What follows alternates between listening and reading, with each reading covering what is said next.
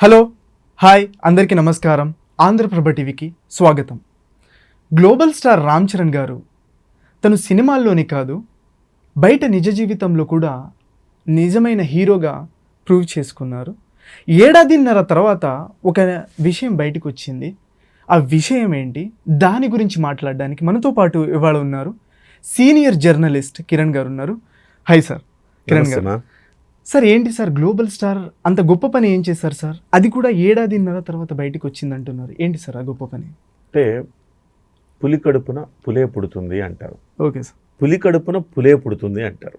అలాగే మెగాస్టార్ కడుపున global star పుట్టాడు.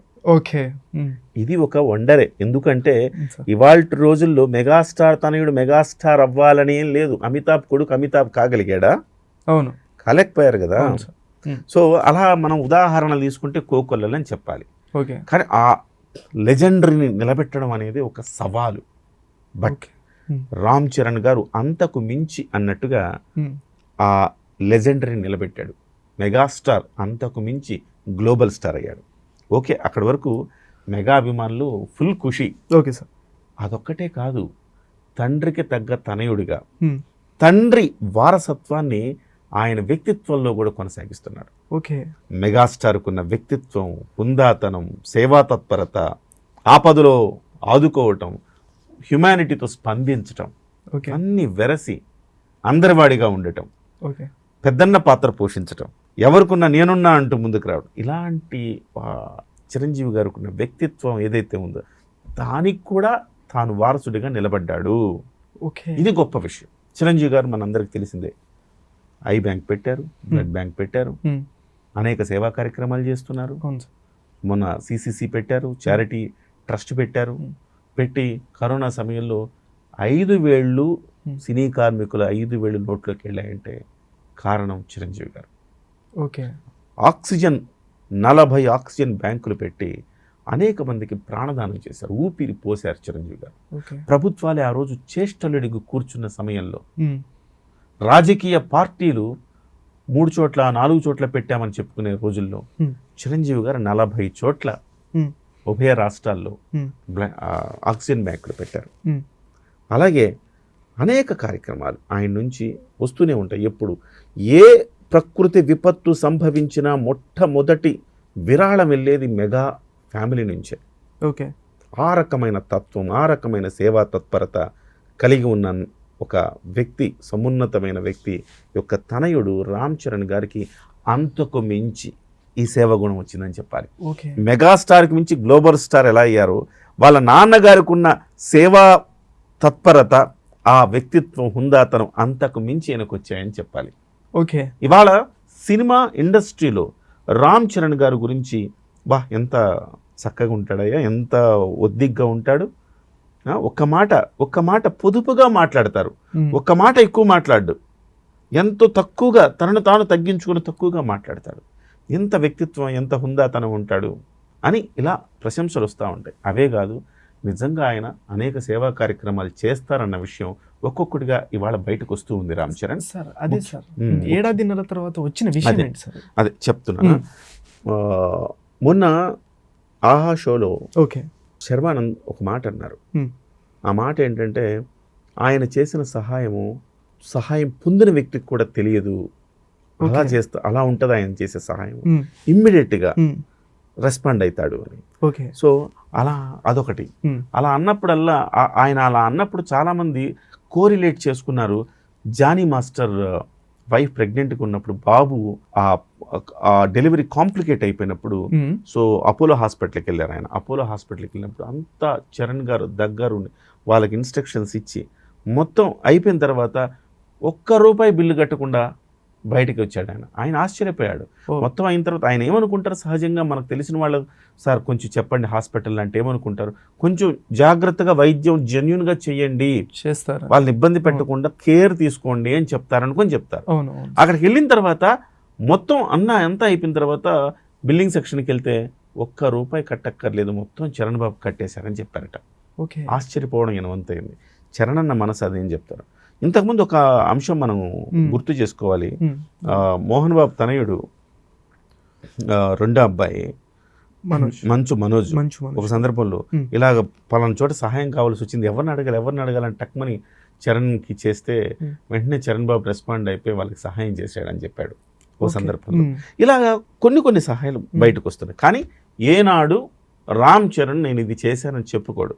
అలాగ చెప్పుకొని ఒక అద్భుతమైన సహాయం 1.5 ఏడాది తర్వాత బయటకు వచ్చింది.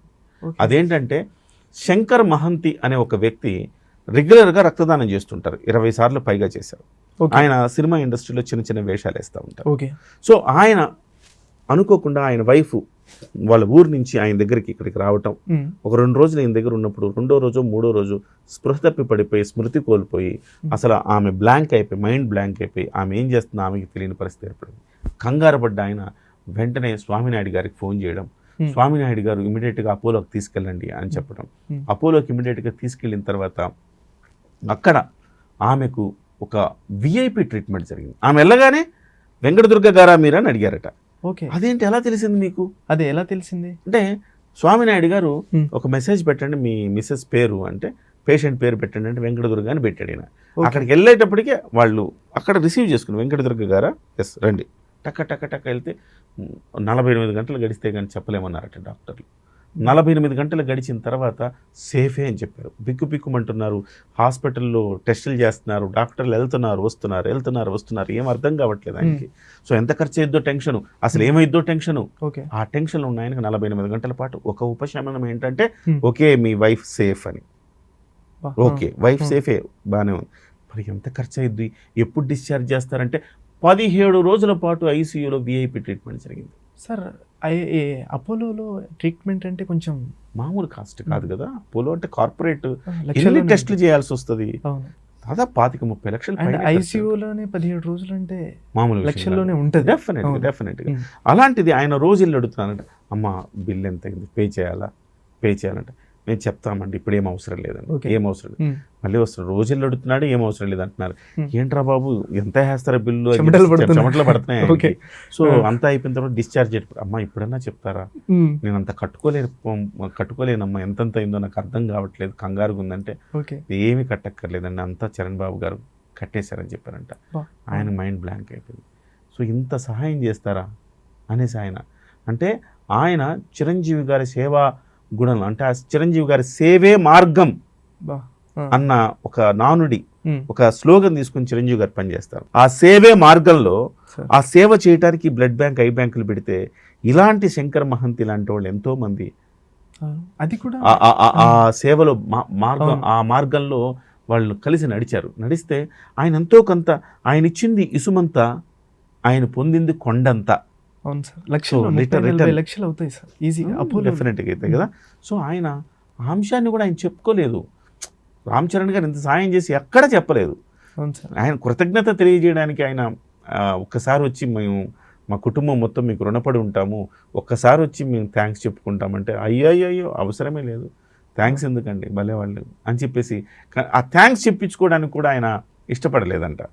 సో అక్కడి నుంచి మొదలెడితే ఇది ఎట్లా బయటకు వచ్చేది కాదు, ఇది ఎట్లా బయటకు వచ్చింది ఆహా షోలో లాస్ట్లో ఒక వ్యక్తిని పిలిపిస్తాను, మీరు చేసిన సహాయం వల్ల లబ్ధి పొందిన ఒక వ్యక్తిని పిలిపిస్తున్నాను చరణ్ గారు అని చెప్పి ఆహా టీం రీసెర్చ్ చేసి చరణ్ గారికి తెలియకుండా ఆయన పిలిపించింది. పిలిపిస్తే ఆయన ఎన్నో రోజులుగా మీకు థ్యాంక్స్ చెప్పాలండి అంటే అపాయింట్మెంట్ ఇవ్వట్లేదు కదా చరణ్ గారు. వద్దొద్దు థ్యాంక్స్ చెప్పడాలు అవన్నీ వద్దండి, మీరు హ్యాపీగా ఉన్నారు కదా చాలా అన్నారంట. అప్పుడు ఆ వ్యక్తిని తీసుకొచ్చి ఆహా షోలో బాలకృష్ణ గారు తీస్తే ఆయనకి ఒక చెక్ ఇచ్చారు. ఆయన రాగానే ఆయన అసలుకి ఎమోషనల్ అయిపోయారు. చరణ్ గారిని చూడగానే ఎమోషనల్ చరణ్ గారి దగ్గర తీసుకున్నారు.